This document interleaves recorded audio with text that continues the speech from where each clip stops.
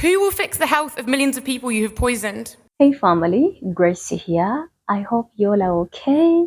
I am doing good myself. Thank you so much to those of you that continue supporting me on this channel. I don't take your support for granted. So thank you so very much once again.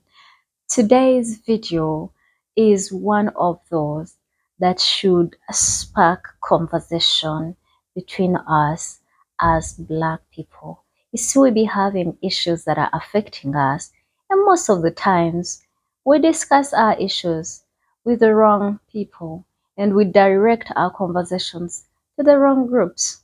Because the reality is, it doesn't matter what you tell them. I don't want us to think that they don't see us suffering. They don't see our people losing their lives.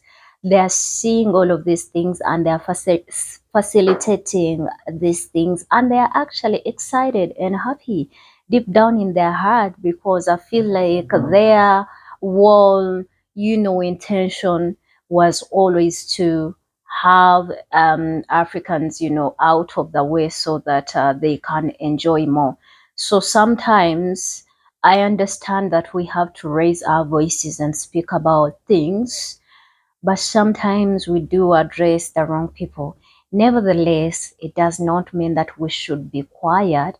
We should continue speaking, because I know this is a dispensation of time where hearts of our people are getting ready to receive and welcome the message of unity, the message of speaking about Black issues. You see, many times us as Black people, we involve ourselves in conversations of other people. We always want to save others. We always want to advocate for others, but we do not come out to speak for ourselves.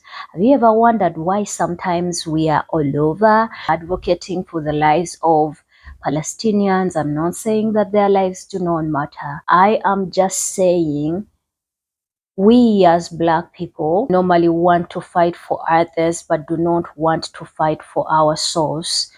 But before we go anywhere so far, I want us to watch these few clips and we see what is going on, what people are talking about, and you and me are going to get back and have something to say about it. Your 2 days minutes. of profiting I said from 1 to our 2 destroying minutes. our lives are numbered. You're going to be Yes. asked to leave the auditorium. Security, leave it for a minute. On account of your fossil fuel production in the Niger Delta in Nigeria, the life expectancy there is currently only between 41 and 46 years of age. That's younger than most of the people in this room today. How can you be comfortable profiting from limiting the lives of millions of people? The money that lines your pockets and allows you to comfortably grow old prevents that same dignity for people in the Niger Delta. In the 70 years where you made stupendous profits for your shareholders, you transformed the Niger Delta into the most polluted place on earth, and its people among the poorest and most poisoned.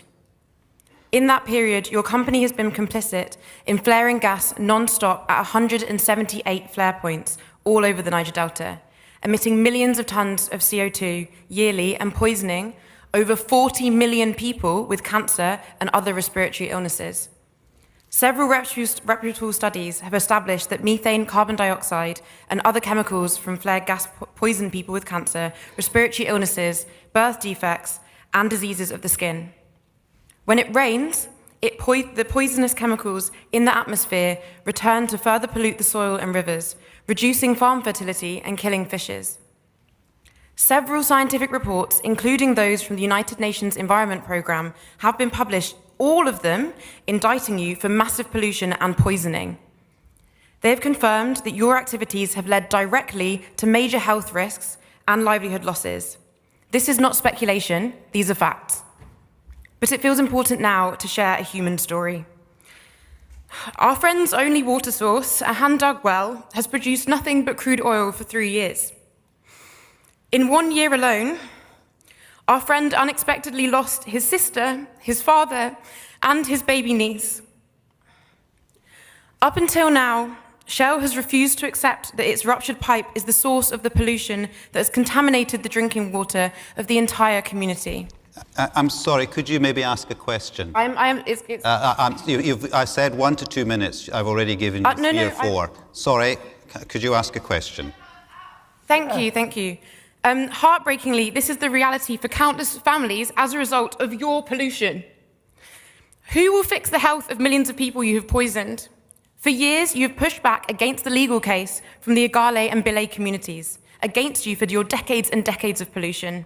The Igale and Bile communities are many of hundreds of communities whose livelihoods have been devastated by Shell and who are now suing Shell this year in the UK courts for a violation of their health and for their right to health and a clean environment. It's convenient that this case coincides with you selling off your onshore oil assets to shadow consortiums that were conveniently only set up recently. Now that the case can be heard in the UK courts, we know that you are rushing to sell off your assets to avoid accountability. You're attempting to walk away from 7 decades of reckless oil extraction and its attendant ecological health and livelihood impacts. As you always have, you're attempting to avoid justice and reparations. Okay, we've got your we question. will not let you do that. You will not get away with the destruction of our communities. People across the world are rising up against the Delta and against Shell. I said 1 to 2 minutes. Your days of profiting from our destroying our lives are numbered. You're going to be asked to leave the auditorium. I've heard your question. Other people have had more time than me to Can you ask please go questions. this way, please? Thank you. Yeah, just finish your question. Leave it for a minute. Security, leave it for a minute. Leave it for a minute. No. Leave her. Please, leave it for a minute. Leave it for a minute. Could you maybe turn and face the... Could you face the people who you're asking the question? Yes, I can. And I think you've asked your question. I haven't asked my question. My question is, who will clean up nearly 70 years worth of oil spills and gas flaring in the Niger Delta? Who will fix the health of indigenous people? Who will restore their livelihood? Okay, thank you. I just want you to know that your days of profiting off our lives are numbered. Right. Okay. And we will end your profits. We will end your company. You do not deserve to continue profiting from us. You're probably one of the 5 million people who saw this. Your 2 days minutes. of profiting I said 1 from to our 2 minutes. destroying our lives are numbered. If you want to know why I did this and how you can help, watch the end of this video. This June, Shell will be brought to justice in the UK courts. Thousands of Nigerian villagers in the Niger Delta are fighting for their right to a clean environment and reparations of decades of violence, environmental destruction, and poisoning the indigenous people of the Niger Delta region. The High Court in London ruled that over 13,000 farmers and fisherfolk from the Igale and Bile communities can bring human rights claims against Shell. As I said at Shell's AGM, the Niger Delta is the most polluted place in the world because of decades of Shell's oil spills and gas flaring.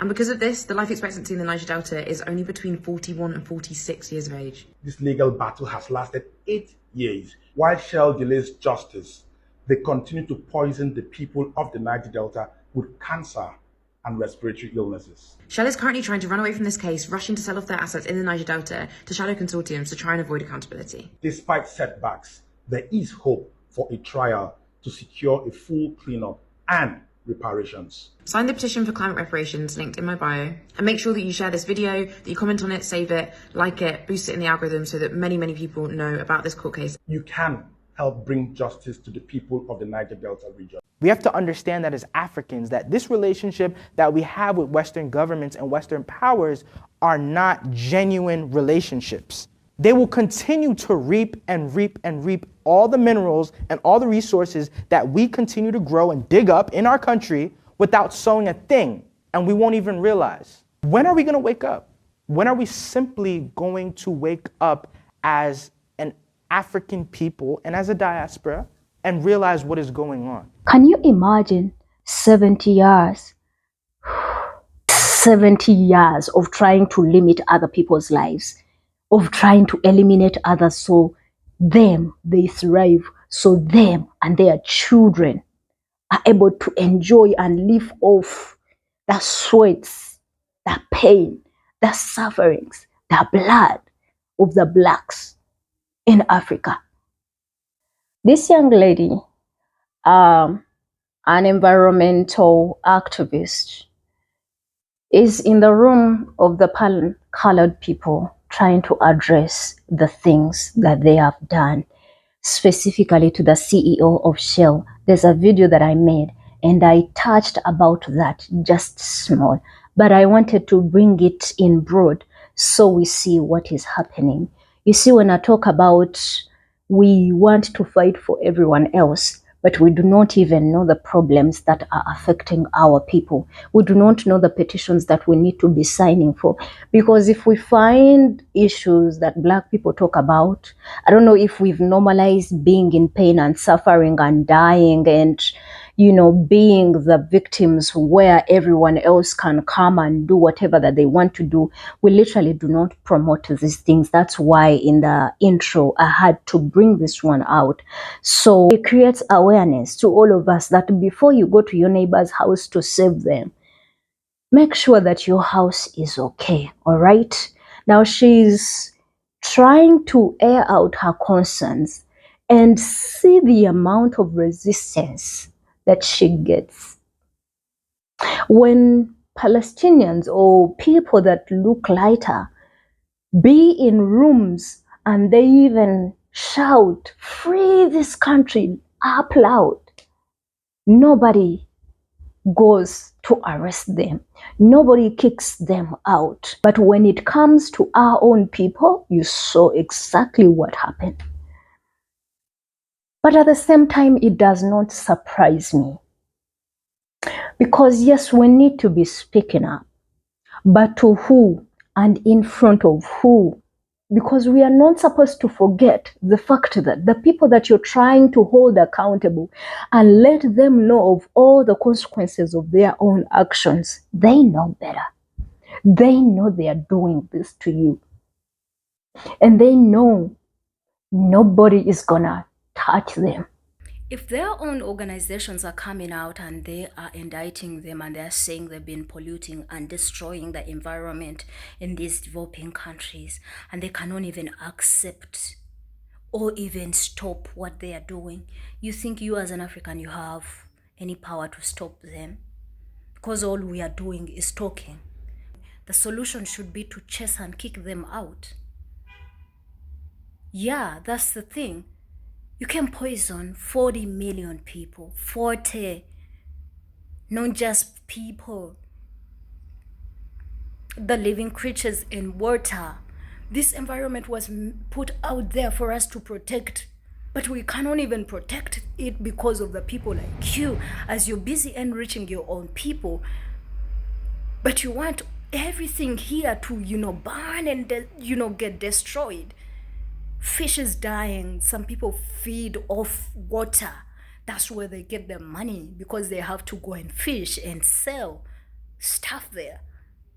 The environments, the trees, the droughts that are going to be caused because the rain is not going to be coming because you're polluting, the skies.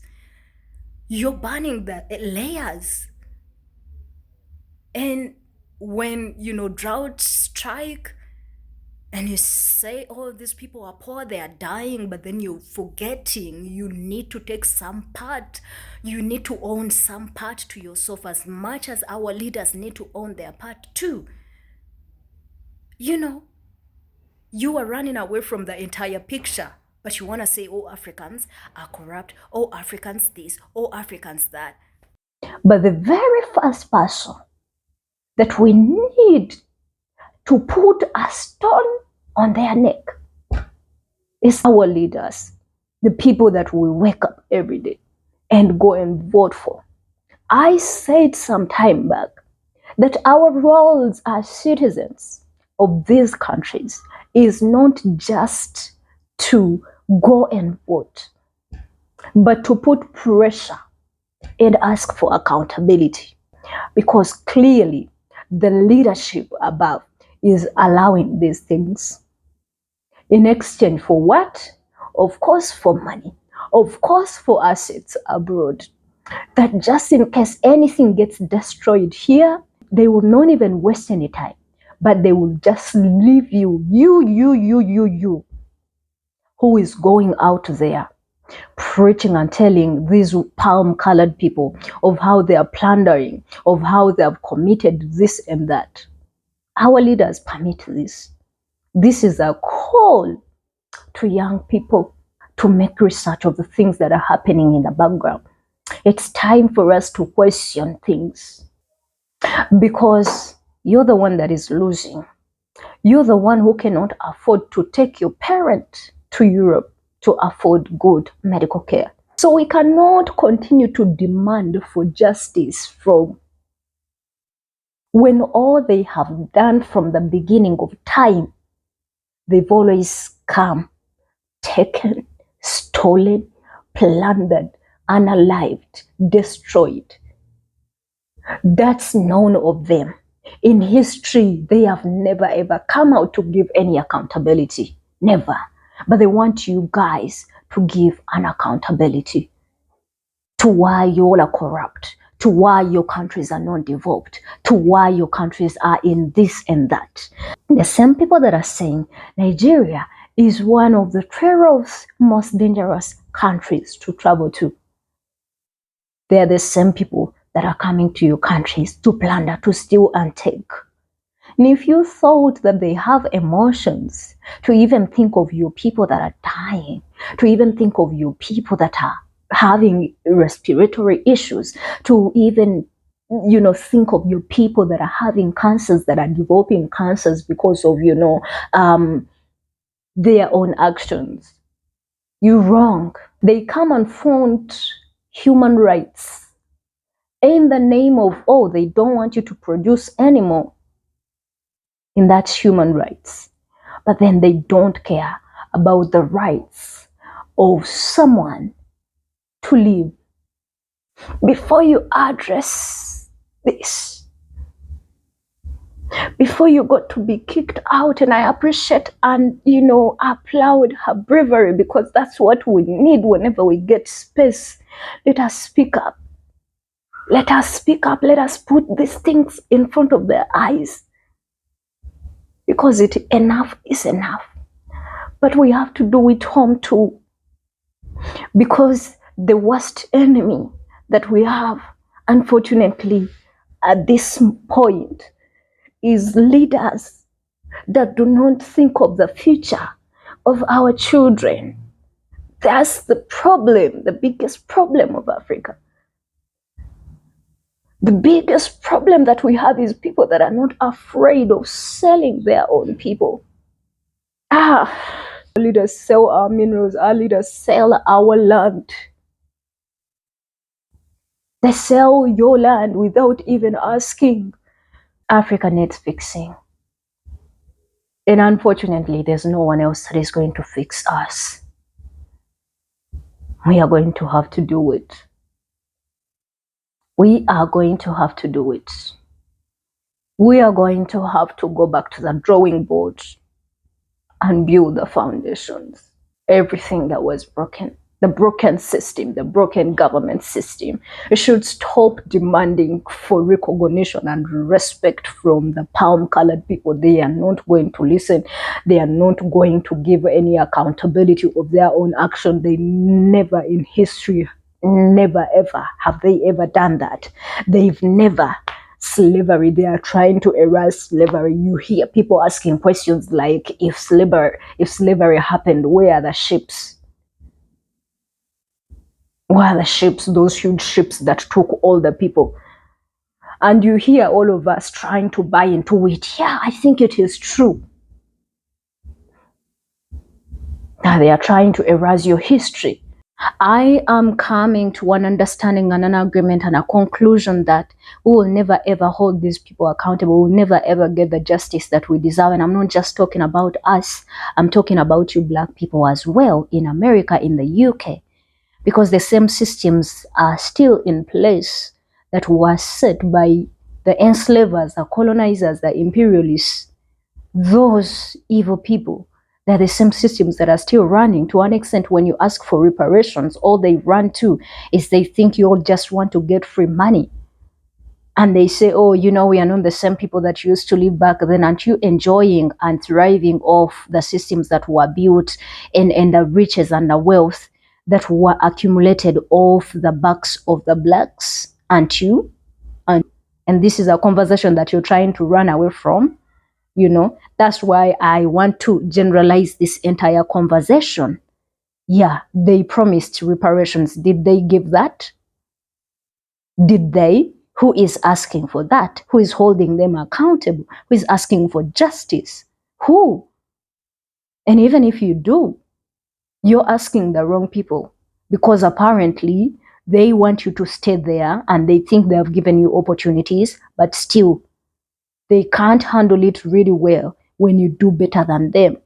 In fact, when they get to know that you are holding a business, and as an African American or a Black person, the moment they get to know you are Black, some of them are not going to support you. Am I lying? Americans, those of you that are in the different sides of the world, Black people, let me know if I'm lying. Let me know if I'm lying. You understand why they are so much interested in Africa?